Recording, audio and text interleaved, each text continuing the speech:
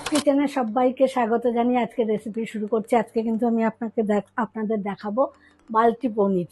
এখানে আমি 250 গ্রাম পনির নিয়েছি, আর পনিরটা একটু বড় বড় করে পিস করে কেটে নিয়েছি। এটা বড় বড় করে একটু কাটতে হবে, সেই জন্য পনিরটাও একটু বেশি লাগবে, আর পরিমাপটা আপনাদের ইচ্ছা মতো।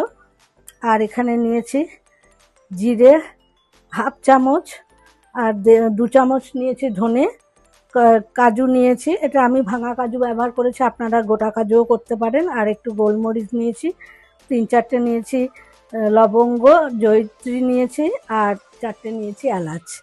আর এখানে নিয়েছি 3টে টমেটো, আমি এটা গোটা রেখেছি, এটার বীজটাকে ফেলে দিয়ে তারপরে আমি এটা পেস্ট করব। এখানে নিয়েছি 1.5 ইঞ্চি মতো আদা, আর একটু ধনে পাতার ডাটার নিচের অংশটা, 2টো কাঁচা লঙ্কা নিয়েছি, আর একটু ধনে পাতা নিয়েছি।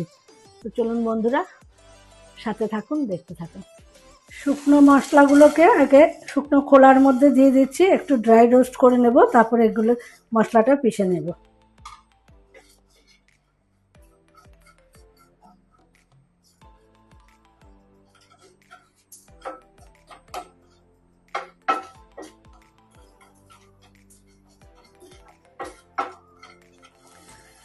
এটা আমার হালকা করে রোস্ট করা হয়ে গেছে, আমি তুলে নিলাম। এবার একটু ঠান্ডা করে তারপরে মিক্সিতে গুঁড়ো করে নেব।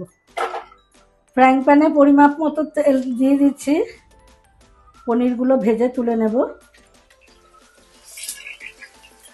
এবার পনিরগুলো একটা একটা করে ছেড়ে দিচ্ছি।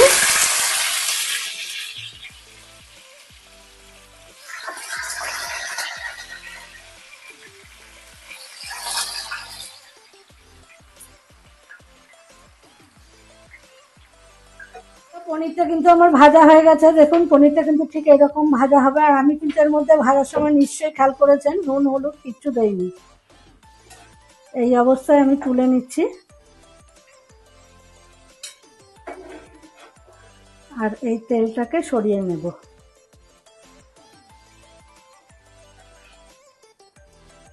এই যে ড্রাই মশলাটাকে যে পেস্ট করে নিয়েছে, এখন এই গরম পনিরের মধ্যে আমি দিয়ে দিচ্ছি, দিয়ে ভালো করে পনিরের মধ্যে মিশিয়ে নেব।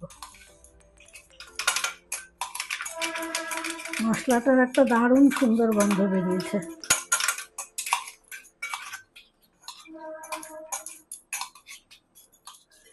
এইভাবে ভালো করে গুঁড়ো মশলাটাকে পনিরের মধ্যে মিশিয়ে সাইডে রেখে দিচ্ছি।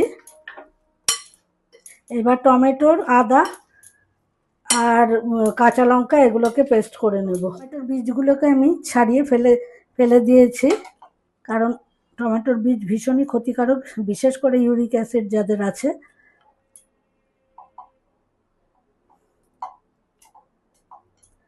এবার এই লঙ্কাগুলোকে একটু ভেঙে দিচ্ছি, এই ধনে পাতার গোড়ার দিকটাও দিয়ে দিচ্ছি, আর আদাটা দিয়ে দিচ্ছি, সবগুলো একসাথে একটু পেস্ট করে নেব। সামান্য একটু তেল রাখলাম, বাকি তেলটা তুলে নিলাম।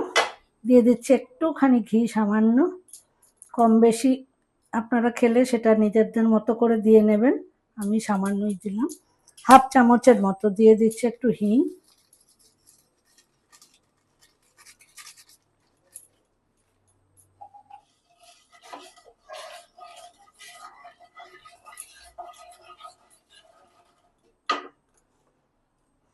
এবার টমেটো, আদা, কাঁচা লঙ্কার পেস্টটা দিয়ে দিলাম।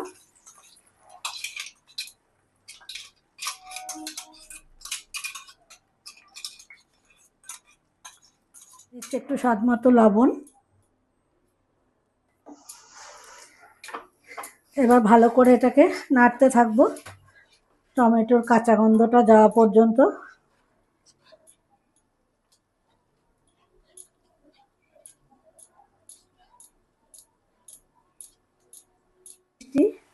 কারণ টমেটোর টকটাকে ব্যালেন্স করতে হবে, মিষ্টি না দিলে মানে মশলার স্বাদটা ব্যালেন্স হয় না।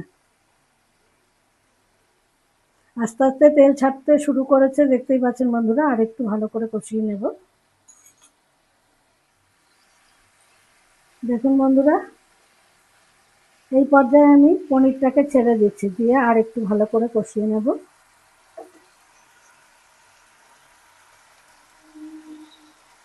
মশলাটা শুদ্ধি, পরে একটুখানি বলটা ধুয়ে জল দিয়ে দেবো।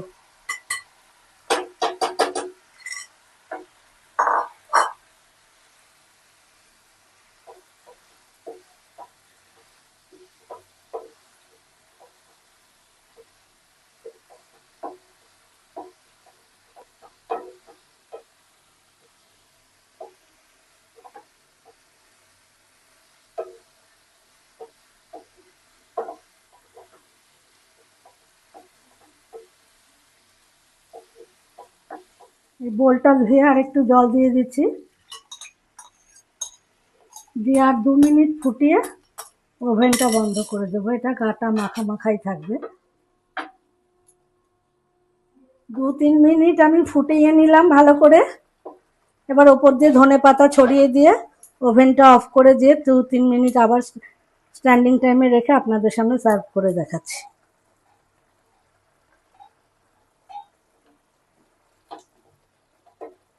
এই গ্রেভিটাও ঘন হয়ে যাবে, যেহেতু কাজু আছে এর মধ্যে।